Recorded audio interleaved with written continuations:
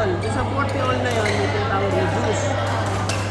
So, kapag nakapuntos yung si sir, so antin, advantage na tinatawag. Kailangan makapuntos pa siya ng isa bago pa lang mag-score ng 1.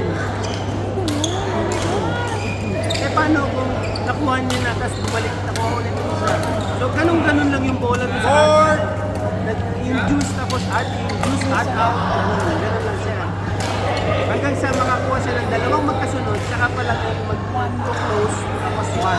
Tapos hanggang Lian, Tissue, Ka, Elmer. Lian, Tapos ganun ulit. Tissue, Ganun Ka, ulit siya, yung Elmer. 1-0. Ganun ulit. Pag nakapuntos, Hindi pinlab. ako taka sa 4. Baka may pumunta. Yung 0, tinatawag namin love. So, 15 love, 30 love, 40 love. Tissue! Pag 40 love at nakapuntos pa ulit, score na yan. Tissue! Elmer!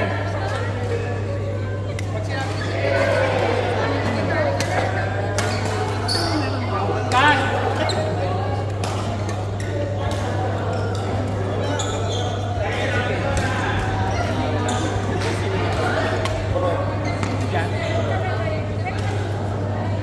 Play! Ken! Emil! Jobert!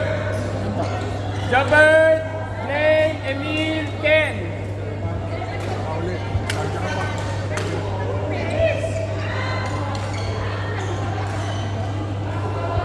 Ken o Ken? Pops.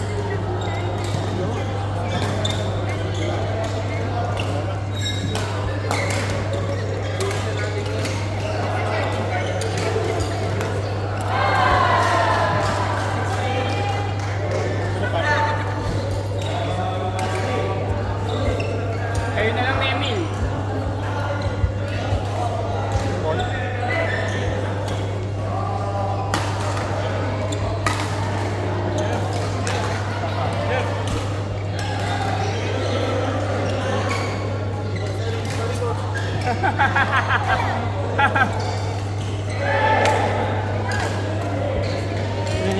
Ngayon yung pinag-aro na.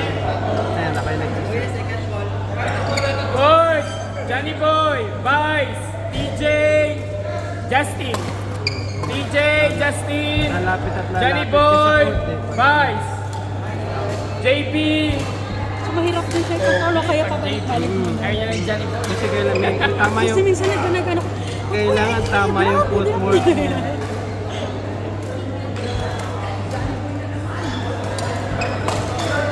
na yung una.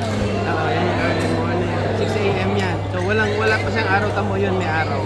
Kasi itong building na ito mataas. So, covered kami ng araw. Pero maganda na, nung mga Oo. Kaya, lalo pag nagkakaedad ka na, talaga nagigising ka ng maaga.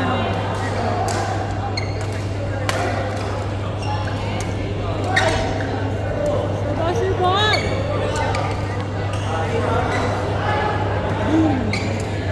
Hindi ko na binabalik. Kasi kapag straight yun, hindi na. Hindi siya possible. Kasi yung spin ng bola. Hindi depende ka sa bola. Sa return. Yung return, depende sa paano mo. Tapos, doon sa bola, may underspin, may top Wait lang, ano spin. yung kuya mo hindi nag-bounce tapos yung pinag- Pwede yun. Pwede yun na hindi mo na yan, hindi mo siya ipapabounce. Parang ping-pong, no? Bounce mo na. Tapos yun sa kabila. Ang ping pong, hindi mo siya po pwedeng tirahin na hindi na bounce. Tapos yung ano nun, ano talaga, pag nag-receive, ikot talaga. Maski naman ito, mapapansin mo, yung service ko dito. Ayan, di ba? Pagkatapos niyan, di ba, yung point namin yan, out yun eh. So, mag-receive na, ito naman ako sa kabila mag-serve. Kanina dito ako nag-serve eh. Dito naman ako mag-ano. Pero yung receiver, set fix lang siya. Yun lang magpapalit. Kasi yun yung nag-serve. Ito naman na mag-receive. Palitan na.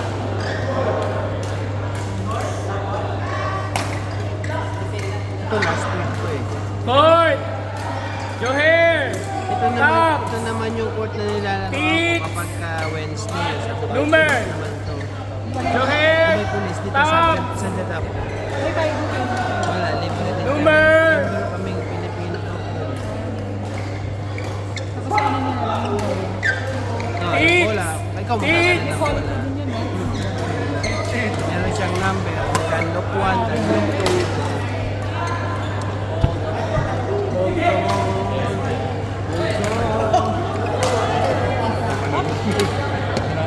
Father ko, tinuruan ako ng tennis 10 years ago. Sino ko yun? Father ko. Father ko hanggang 74 years old. Ganito talaga po yung bonding ko ganito sa sports. Kasi yung papa ko din nag-training sa akin ng ano eh, pero na high school. Doon ako, kasi wala akong like training talaga out aside from school. So yung papa ko lang nag-train sa akin like calisthenics. Yung training niya ako nanalo talaga ako. Tapos after hindi na kasi hindi ko kayo gumising. Second goal. Nag-aaway kami. Kasi ayaw ko gumising na ako. Isa to Pero maganda talaga pag ano, yung father yung nag-aaway. Oo. Sabi nila, strict to, pero still, iba yung ano eh. Oh, yan yung father ko.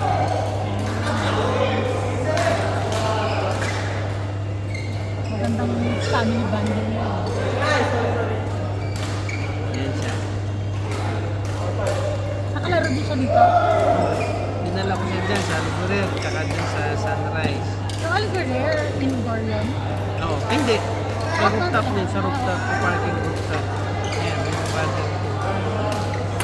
Naglaro kayo tournament sa Algorer. Oo, nagkakape kami, Intertown. Tapos iba-iba din yung kuya, no? Like, iba may team, Ito, sa atin, Shell. Ito, Shell. Pero sa atin, walang grass. Yung mga mayayaman lang ang merong grass, pero limited Kasi yata. ano lang kayo nito. Oo. Ang karamihan sa ating court, hard court, sementado, at saka yung grass, yung clay court na tawagin. Lupa yun, dalos talaga nila ng buwangan. Tapos didikdikan ng shell. Yung Pebble, ayun, yung shell talaga oh, sa shell ano. talaga sa dagat. Didikdikin yun, gigilingin yun, pino. Tapos yun ang nakalagay. Kaya nakaka-slide ka dun sa yun yung tinatawag na shell court. Ito, tulad sa amin. Yun ang court namin, shell court. Yan. May shell yan. Kumbaga, every morning yan, bago mag-start ng game, didiligan niya. Tapos, meron hinihila na pepa. Tapos, saka palang lipuhitan. Yung backhand niya. 74 na siya, no?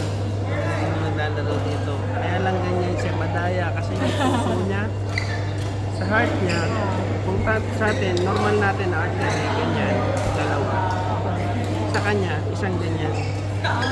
So, maliit yung isa. Pero ito, elastic. So, Paano elastic? yung lumalaki siya. So, pag nag-exercise siya, di ganyan siya. Pag nag-exercise siya, nagpapump yung heart niya, mabilis ang daloy ng dugo. Ito, nagiging ganyan. So, kung kailan siya napapagod, kung kailan siya nag-exercise, doon normal yung breathing niya. Kaya nakakasabay siya sa mga 30 years old, nakakasabay siya sa 35 years old, kahit sa 70 plus na siya. Kaya lang, ang advice sa kanya ng doktor, huwag masyado pagod. Kasi, pag napagod pa siya, tapos bumalik na yung elasticity nito, liliit na siya, mahihirapan niya yung daloy. Mahihirapan yung heart niya. Kaya ang advice sa kanya, pagka alam mo, papatapos na yung game, gradual na yung game. Kaya hindi siya pa pwede sa badminton. Kaya hindi siya pa pwede sa badminton. Sabi sa tennis, nakaka-relax ka ng konti. Badminton, hindi ka pwede lang.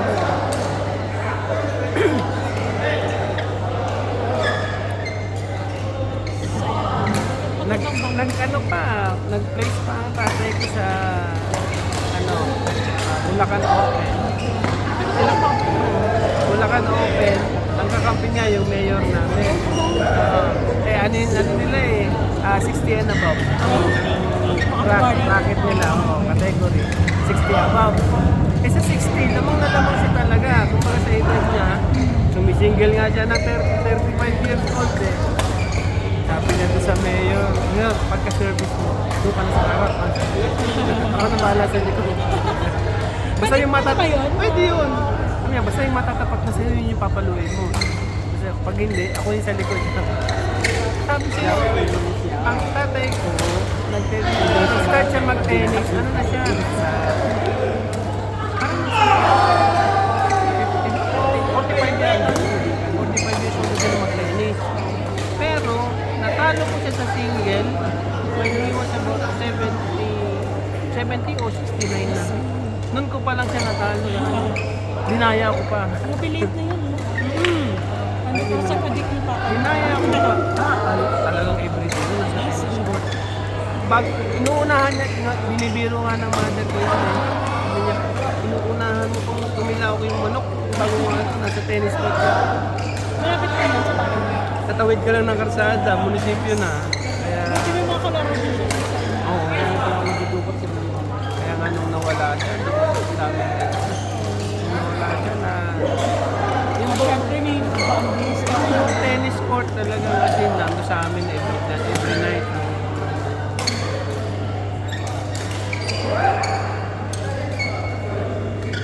Hindi ko nga alam kung tama ba yung decision na magpa-offer. Kasi parang naiisip namin kung hindi nagpa-offer, paano ang provide pa siya. Pero isip din namin kung hindi nagpa-offer, paano siya kakain, paano siya, kasi parang nagbara yung sa isopa.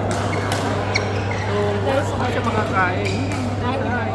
Kasi stomach siya, para siyang, dahil sa acidity. Kumbaga yung stomach natin, papaganon, di ba? Tapos ito, ganito. Tapos kaduktong nito sa esophagus. Parang dito, dahil yung acidity niya, naluto ko ng naluto, tapos gumanyan siya. So pag kumain siya at nalagyan ng, let's say, ulam, konting kanin, nagbabara siya. Hindi nabababa yung, kapag isang dalawang subo siya, nandun lang yung kinain niya sa esophagus niya, hindi bababa. So inopera yun, tinanggal yun, pinutulan ng konti yung esophagus, tsaka yung stomach. Ang sabi naman, iduduktong na lang directly yung large intestine niya dun sa esophagus. Natapos yung operation eh. Naka 6 day pa siya. On the 7th day, nag-start siyang mag-complain sa sa kanila nahihirapan ako mag-breathe. Na parang pag gumanon ako, para daw napupunit yung lungs niya. Yung pala, ano na, pulmonary embolism. So nagpuputukan na yung, kasi nga 74 years old na siya, sa lalakas ng mga gamot, yung mga veins niya sa lungs, nagpuputukan na pala. Yun yung pala yung pulmonary embolism.